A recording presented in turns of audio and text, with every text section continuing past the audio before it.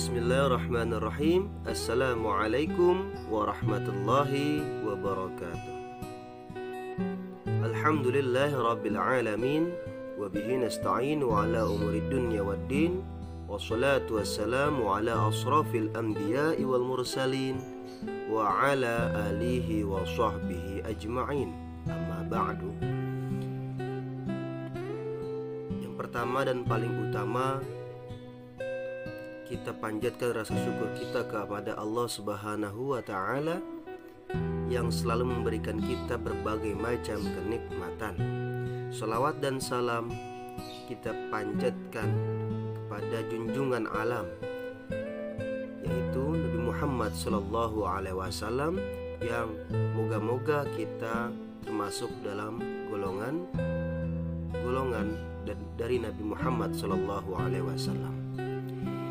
Pada kesempatan hari ini, dalam pelajaran pendidikan agama Islam, dalam bab 5, tema dakwah Nabi Muhammad Sallallahu Alaihi Wasallam di Madinah.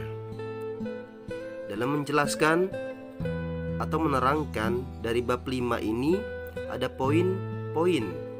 Yang pertama yaitu pada tahun 621 Masehi, penduduk Madinah berikrar memeluk Islam. Yang kedua, pada tahun 622 Masehi atau 1 Hijriah, suku Aus dan Khazraj mengajak hijrah ke Madinah. Yang ketiga, pada tahun 2 Hijriah atau 8 Ramadan terjadinya perang Badar.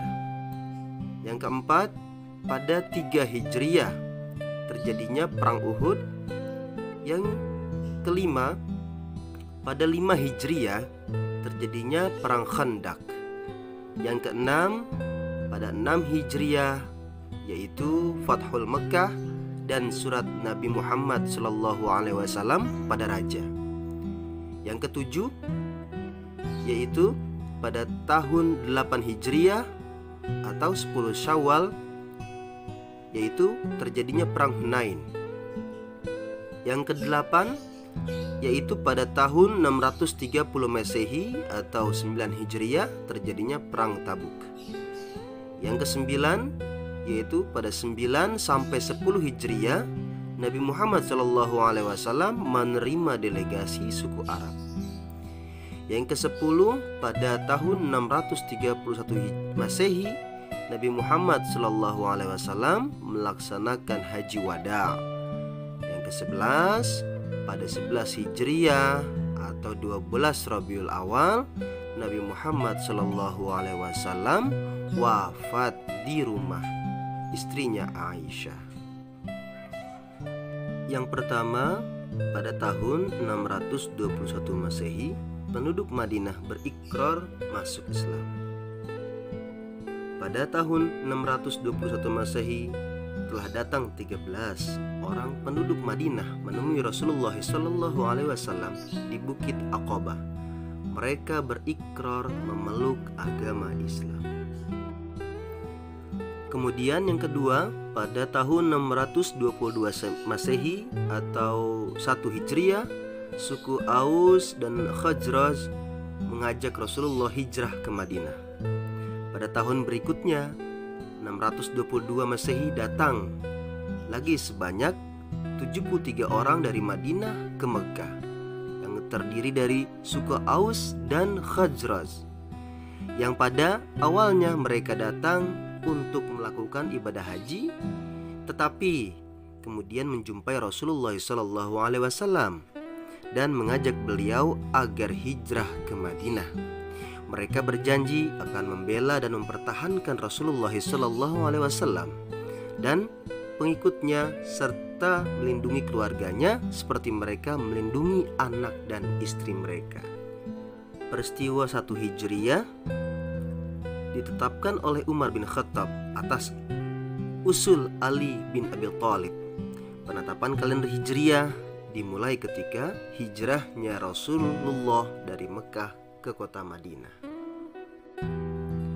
Kemudian peristiwa hijrah Rasulullah Sallallahu Alaihi Wasallam Nabi Muhammad Shallallahu Alaihi Wasallam meninggalkan rumah pada malam tanggal 12 Rabiul Awal 1 Hijriyah, bersamaan tanggal 28 Juni 622 Masehi. Pemimpin pemuda Quraisy yang bernama Suraqah beserta kawan-kawannya mengepung rumah Rasulullah Shallallahu Alaihi Wasallam di Mekah. Mereka berusaha menangkap dan membunuh Rasulullah. Pada saat itu, kemudian Rasulullah menerima wahyu dari Allah yang berisi bahwa pada saat itu orang-orang musyrik Quraisy berusaha akan membunuh Rasulullah. Setelah menyampaikan wahyu itu, malaikat Jibril meminta agar Rasulullah jangan tidur di tempat tidurnya dan meminta supaya beliau hijrah ke Madinah malam itu juga. Dalam tempat tidurnya digantikan oleh sahabat yang bernama Ali bin Abi Thalib. Kemudian Rasulullah hijrah dengan Abu Bakar As-Siddiq. Rasul dan Abu Bakar singgah di Quba dan mendirikan masjid pertama, yaitu Masjid Quba. Rasulullah singgah di sini sambil menunggu kedatangan Ali bin Abi Thalib. Apa saja hal-hal yang mendorong Rasulullah Shallallahu Alaihi Wasallam untuk berhijrah?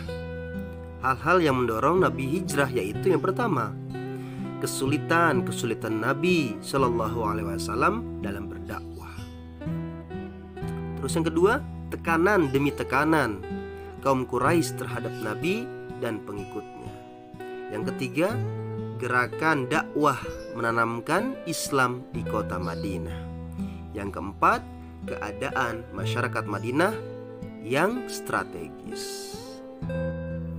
Faktor lain yang mendorong Rasulullah Shallallahu Alaihi Wasallam hijrah dari kota Mekah adalah pemboikotan yang dilakukan oleh kafir Quraisy. Yang pertama, melarang setiap perdagangan dan bisnis dengan pendukung Nabi Muhammad Shallallahu Alaihi Wasallam. Yang kedua, tidak seorang pun berhak mengadakan ikatan perkawinan dengan orang Muslim. Yang ketiga, melarang keras bergaul dengan kaum Muslim. Kemudian substansi dakwah Nabi Muhammad SAW di kota Mekah. Apa saja substansinya dakwah Nabi Muhammad SAW? Yang pertama yaitu membina persaudaraan antara kaum Ansar dan kaum Muhajirin. Kemudian yang kedua, membentuk masyarakat yang berlandaskan ajaran Islam. Apa saja landasan ajaran Islam? Yang pertama yaitu berkebebasan untuk beragama. Yang kedua, melakukan azan, sholat, dan puasa. Yang ketiga, prinsip-prinsip kemanusiaan. Yang ketiga, substansi dakwah Rasulullah di kota Madinah yaitu mengajarkan pendidikan politik, ekonomi, dan sosial. Kemudian poin yang selanjutnya yaitu strategi dakwah Rasulullah SAW di kota Madinah. Apa saja strategi dakwah Rasulullah?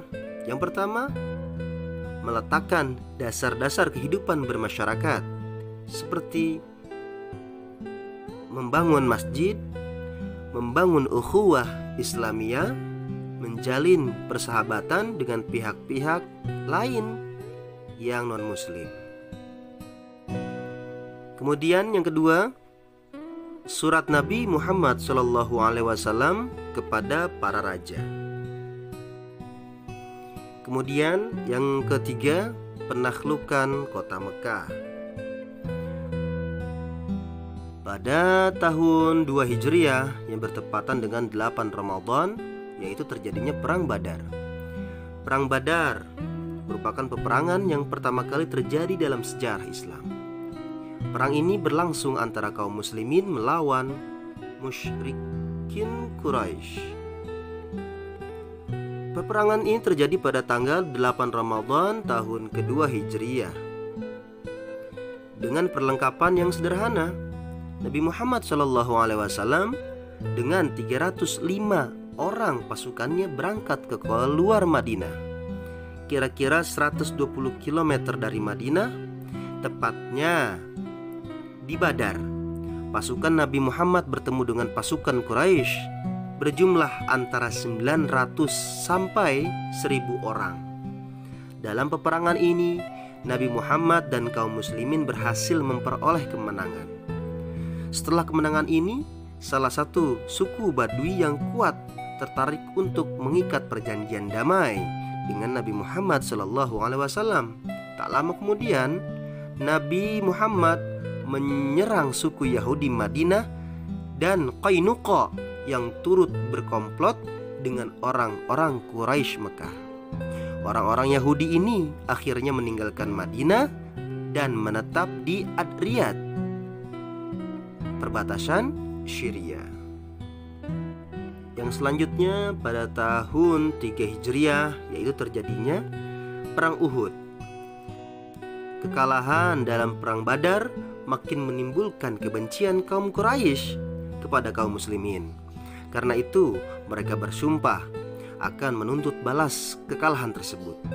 Maka pada tahun ke-3 Hijriah mereka berangkat ke Madinah dengan membawa 3000 pasukan berunta, 200 pasukan berkuda, dan 700 orang di antara mereka memakai baju besi.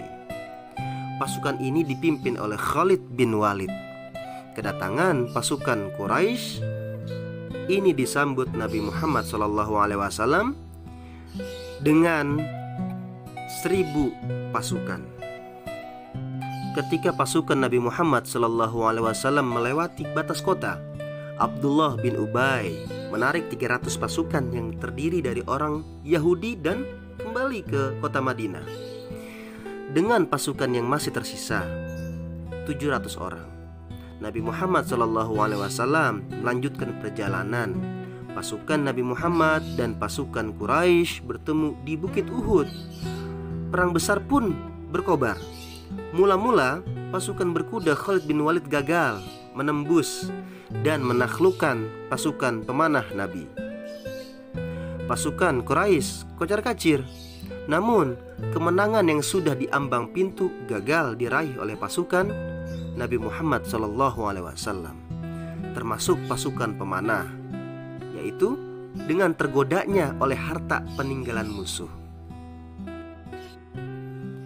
Pasukan Khalid bin Walid berbalik menyerang. Pasukan pemanah dapat dilumpuhkan, dan satu persatu pasukan Nabi Muhammad berguguran di medan pertempuran. Dalam pertempuran ini, sekitar 70 orang pasukan Nabi gugur sebagai syuhada. Setelah peperangan ini, Nabi Muhammad SAW menindak tegas Abdullah bin Ubay dan pasukannya. Bani Nadir, satu dari 2 suku Yahudi Madinah yang berkomplot dengan Abdullah bin Ubay, diusir dari Madinah. Kebanyakan mereka pergi dan menetap di Khaybar. Kemudian pada tahun 5 Hijriah terjadinya Perang Khandaq. Bani Nadir yang menetap di Khaybar berkomplot dengan musyrikin Quraisy untuk menyerang Madinah. Pasukan gabungan mereka berkekuatan 24.000 pasukan. Pasukan ini berangkat ke kota Madinah pada tahun ke-5 Hijrah. Atas usul Salman Al-Farisi, umat Islam menggali parit untuk pertahanan. Oleh karena itu, perang ini disebut dengan Perang Khandaq atau yang disebut parit. Selain itu, peperangan ini disebut dengan Perang Ahzab atau sekutu beberapa suku. Karena Bani Nadir, orang Yahudi yang terusir dari Madinah, musyrikin Quraisy dan beberapa suku Arab yang masih musyrik berkomplot melawan pasukan kaum muslimin. Kemudian yang selanjutnya pada tahun 6 Hijriah, Fathul Mekah dan surat Nabi Muhammad SAW kepada para raja. Pada tahun ke-6 Hijrah, ketika haji telah disyariatkan, Nabi Muhammad SAW dengan 1.000 orang kaum muslimin berangkat ke Mekah untuk melaksanakan ibadah haji. Karena itu Nabi Muhammad SAW beserta kaum muslimin berangkat dengan pakaian ihram dan tanpa senjata. Sebelum sampai di Mekah, tepatnya di Hudaybiyah, Nabi Muhammad SAW dan kaum muslimin tertahan dan tidak boleh masuk ke kota Mekah. Sambil menunggu izin untuk masuk ke kota Mekah, Nabi Muhammad SAW dan kaum muslimin berkemah di sana. Nabi Muhammad dan kaum muslimin tidak dapat izin memasuki kota Mekah, dan akhirnya dibuatlah perjanjian Hudaybiyah. Dari perjanjian Hudaybiyah, apa saja isinya? 1. Kaum muslimin tidak boleh mengunjungi Ka'bah pada tahun ini dan ditangguhkan sampai tahun depan. Yang kedua, lama kunjungan dibatasi sampai 3 hari saja. Yang ketiga, kaum muslimin wajib mengembalikan orang-orang Mekah yang melarikan diri ke kota Madinah. Sebaliknya, pihak Quraisy menolak untuk mengembalikan orang-orang Madinah yang kembali ke Mekah. Yang keempat, selama 10 tahun dilakukan gencatan senjata antara masyarakat Madinah dan Mekah. Dan yang kelima, tiap kabilah yang ingin masuk ke dalam persekutuan kaum Quraisy atau kaum muslimin bebas melakukan tanpa mendapatkan rintangan. Dengan adanya perjanjian ini, harapan untuk mengambil alih Ka'bah dan menguasai Mekah kembali terbuka. Ada 2 faktor yang mendorong Nabi Muhammad SAW untuk menguasai Mekah. Yang pertama, Mekah adalah pusat keagamaan bangsa Arab. Bila Mekah dapat dikuasai, penyebaran Islam ke seluruh jazirah Arab akan dapat dilakukan. Kedua, orang-orang Quraisy adalah orang-orang yang mempunyai kekuasaan dan pengaruh yang besar. Dengan dikuasainya Mekah, kemungkinan besar orang-orang Quraisy yang merupakan suku Nabi Muhammad SAW sendiri akan memeluk agama Islam. Yang selanjutnya, pada tahun 8 Hijriah yang bertepatan dengan 10 Syawal, yaitu terjadinya Perang Hunain. Meskipun Mekah telah ditaklukkan, tidak semua suku Arab bersedia tunduk pada Nabi Muhammad SAW. Ada 2 suku yang masih melakukan perlawanan terhadap Nabi Muhammad SAW, yaitu Bani Saqif di Taif dan Bani Hawazin di antara Mekah dan Taif. Kedua suku ini berkomplot melawan Nabi Muhammad SAW dengan alasan menuntut balas atas berhala-berhala mereka yang ada di Mekah, yang dihancurkan oleh tentara Islam ketika penaklukan Mekah. Kemudian yang selanjutnya, pada tahun 630 Masehi atau 9 Hijriah, yaitu terjadinya Perang Tabuk. Perang Tabuk merupakan perang terakhir yang diikuti oleh Nabi Muhammad SAW. Perang ini terjadi karena kecemburuan dan kekhawatiran Heraklius atas keberhasilan Nabi Muhammad SAW menguasai seluruh jazirah Arab. Untuk itu, Heraklius menyusun kekuatan yang sangat besar di utara, jazirah Arab dan Syria yang merupakan daerah takhlukan bangsa Romawi. Dalam pasukan besar ini bergabunglah Bani Ghassan dan Bani Lahmides. Kemudian pada tahun 9 sampai 10 Hijriah, Nabi Muhammad SAW menerima delegasi suku Arab, yaitu gencatan senjata antara Nabi Muhammad SAW dengan musyrikin Quraisy telah memberi kesempatan kepada Nabi Muhammad SAW untuk melirik negeri-negeri lain sambil memikirkan cara berdakwah ke sana. Salah satunya, cara yang ditempuh Nabi Muhammad SAW adalah dengan berkirim surat kepada raja-raja, para penguasa negeri-negeri tersebut. Di antara raja-raja yang dikirimi surat oleh Nabi Muhammad adalah Raja Ghassan, Mesir, Abisinia, Persia, dan Romawi. Tidak satupun dari raja-raja tersebut menyambut dan menerima ajakan Nabi Muhammad. Semuanya menolak dengan cara yang beragam. Ada yang menolak dengan baik dan simpati, dan ada pula yang menolak dengan kasar, seperti yang dilakukan oleh Raja Ghassan. Ia tidak sekedar menolak, bahkan utusan Nabi Muhammad SAW ia bunuh dengan kejam. Kemudian pada tahun 631 Masehi, Nabi Muhammad melaksanakan Haji Wada. Pada tahun ke-10 Hijriah atau 631 Masehi, Nabi Muhammad SAW melaksanakan Haji Wada atau yang disebut dengan Haji Perpisahan.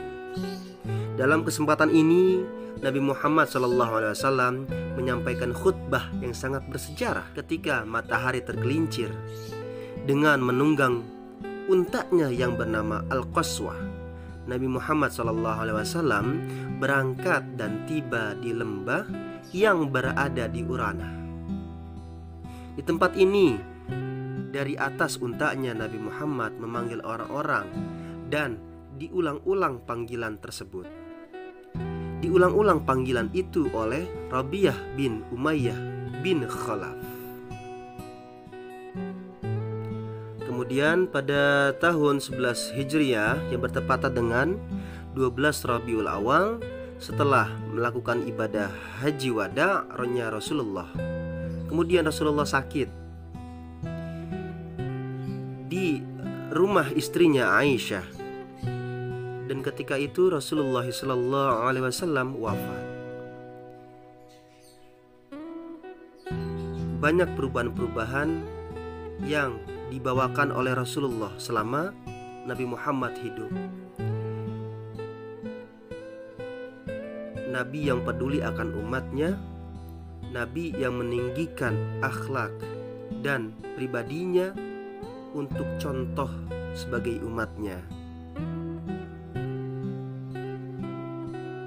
Setelah wafat, banyak para sahabat dan istrinya Rasulullah amat sangat merasa ditinggalkan karena wafatnya baginda Nabi besar Muhammad SAW.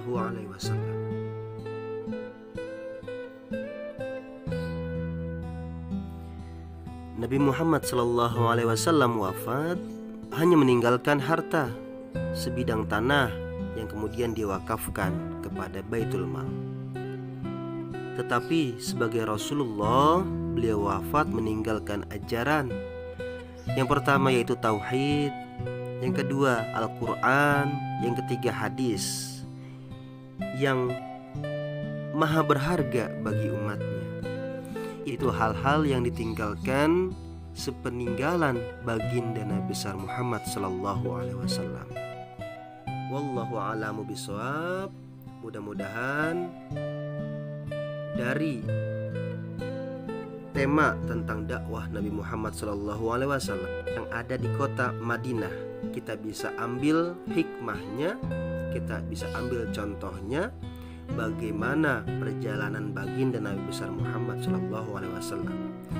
Yang pertama pada semester awal, yaitu perjalanan Rasulullah di kota Mekah. Kita bisa ambil bagaimana Rasulullah bersikap, bagaimana Rasulullah mengambil keputusan.